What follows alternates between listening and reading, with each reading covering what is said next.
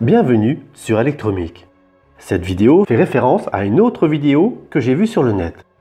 Il s'agit de celle créée par la chaîne Tonin, un YouTuber qui partage ses connaissances en électronique au fur et à mesure de ce qu'il découvre. Je vous conseille vivement ces vidéos, on apprend beaucoup de choses. Un lien se trouve dans le descriptif en bas. La dernière en date, celle du 11 mai 2018, est très intéressante. La vidéo numéro 220 explique comment, avec un générateur de signaux et un oscilloscope, on arrive à trouver la fréquence de résonance d'une bobine, aussi appelée self, branchée en parallèle avec un condensateur. Il est aussi conseillé d'avoir un LC-metteur pour connaître l'inductance de la bobine qui s'exprime en Henry. Le petit souci, c'est que je n'ai pas encore reçu ni mon LC-metteur, ni mon générateur de signaux. En attendant de les recevoir, je me suis penché sur la question de comment on peut trouver la fréquence de résonance d'une bobine branchée en parallèle avec un condensateur sans générateur de signaux ni de LC-metteur. Je partage donc avec vous ma petite découverte qui devrait vous permettre d'avancer en électronique même si vous n'avez pas encore reçu le matériel. Commençons par la liste des composants. Une bobine sans ferrite, ça c'est important. La plupart du temps, la ferrite est maintenue avec un peu de colle. On peut donc facilement les enlever. Un condensateur de 100 nanofarad, mais un autre de plus petite ou plus grande capacité fera l'affaire. Une résistance de faible force ohmique, que ce soit du 10 ou du 20 ohms, l'expérience fonctionnera tout aussi bien. Un accu d'une tension totalement au choix. 3 volts, 9 volts ou autre, une simple pile fonctionnera aussi. Un oscilloscope, ça c'est obligatoire. On ne pourra pas s'en passer pour cette expérience. Je me suis amusé à créer deux bobines identiques, sauf qu'une possède 2 fois plus de spire que l'autre. Le but étant de comparer les résultats obtenus avec les deux bobines. Vous pouvez utiliser n'importe quelle bobine pour l'expérience du moment qu'elle ne possède pas de ferrite au centre.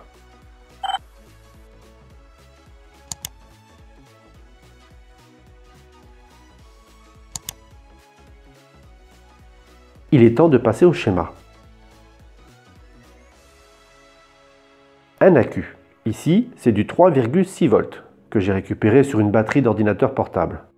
Pour le moment, je vous conseille de ne pas alimenter la breadboard. Mettez l'accu sur le côté, vous comprendrez par la suite. Branchez l'un des côtés de la bobine avec l'une des pattes du condensateur sur le positif de la breadboard. Je le répète. La pile ou l'accu que vous aurez choisi ne doit pas être connecté. Le circuit doit rester ouvert pour le moment. L'autre côté de la bobine sera branché avec l'autre patte du condensateur. Le tout traversera la résistance de 10 ohms avant d'aller rejoindre le négatif. Maintenant, prenez un fil rouge de connexion que vous placerez sur le positif. Un deuxième fil qui lui sera bleu, branché ici sur le négatif.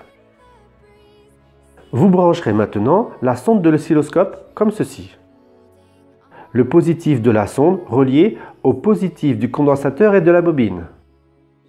Puis, la masse de la sonde sur le négatif du condensateur et de la bobine. Rien de bien compliqué.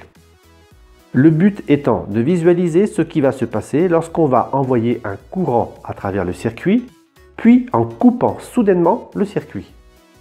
Avant de commencer l'expérience, repérez le sens de l'accu ou de la pile. Le positif proche du fil rouge et le négatif proche du fil bleu. Démonstration. J'envoie un courant dans le circuit.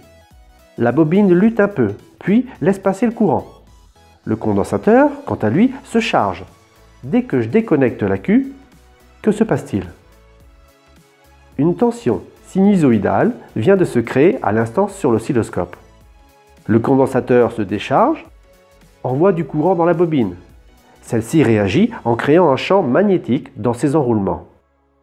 Ce champ magnétique induira un courant inverse, ce qui rechargera le condensateur.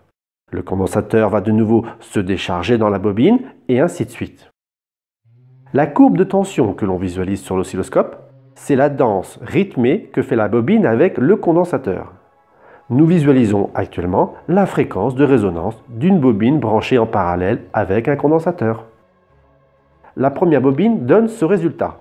Si je place mon curseur sur une seule période, la fréquence de résonance est de 90,91 kHz.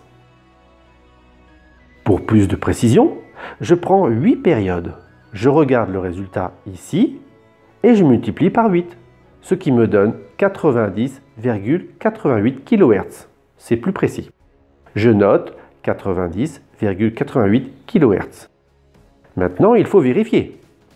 J'entre les mesures de la bobine sur ce site qui calcule l'inductance d'une bobine suivant le diamètre de la bobine, la longueur de la bobine, le nombre de spires et le diamètre du fil utilisé. Il me donne 30,7822 micro-henry. On parle bien en micro-henry. Pour info, les liens pour refaire ce tuto sont tous dans le descriptif de la vidéo. Ils sont classés par ordre d'utilisation au fur et à mesure de cette vidéo. J'entre maintenant l'inductance de la bobine sur cet autre site. Je remercie Tonin au passage pour le lien. N'oubliez pas l'unité de mesure. Ici, on compte en micro-henry. On mettra ici la capacité du condensateur, 100 nanofarad. Je choisis donc l'unité nanofarad. Puis, je lance le calcul. La fréquence de résonance est de 90,71 kHz. Et moi, j'avais trouvé sur l'oscilloscope 90,88. C'est très proche. Refaisons l'expérience avec la deuxième bobine cette fois. Elle contient 2 fois moins de spires, elle est donc 2 fois moins longue. Sinon, tout le reste est identique. Le diamètre du fil et le diamètre de la bobine sont les mêmes que la précédente. Je ferme le circuit pour faire circuler un courant. Puis je coupe tout. J'observe également une tension sinusoïdale sur l'oscilloscope. La courbe semble proche de la précédente pour le moment. Pour être précis, je vais prendre 6 périodes. Je multiplie donc le résultat obtenu ici par 6. 24,94 kHz que je multiplie par 6. Ça me donne 149,64 kHz. 149,64 kHz. Je devrais donc trouver 149,64 kHz sur les sites dédiés au calcul. Je commence par celui qui me donnera l'inductance de la bobine, qui, je le rappelle, est en Henry. Le diamètre de la bobine est identique à la première bobine, alors je ne change rien. Le diamètre du fil est lui aussi identique. Je ne change donc que la longueur et le nombre de spires. L'inductance de cette bobine est de 11,5553 micro-henry. C'est encore moins que la précédente. Logique, puisqu'elle possède moins de spires. Pour info, une spire, c'est un tour complet que fait le fil autour du centre de la bobine. J'entre maintenant le résultat de l'inductance de la bobine, ici sur le deuxième site, toujours avec l'unité micro-henry. Le condensateur est le même que précédemment. Je lance le calcul et il me donne une fréquence de résonance de 148,057 kHz alors que nous avons trouvé 149,64 kHz avec l'oscilloscope. Une fois de plus, nous sommes très proches. La petite différence peut être due soit à la capacité du condensateur, qui n'est pas forcément exacte. J'aurais dû le vérifier avec un multimètre en mode capacité. La bobine n'est certainement pas parfaite non plus, ça c'est évident. Mais les résultats obtenus sont quand même très proches. Et voilà.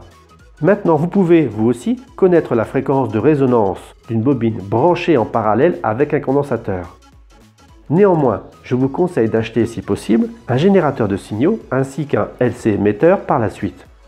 Possible qu'au bout d'un moment, cela devienne indispensable dans l'apprentissage de l'électronique. À bientôt sur Electromic.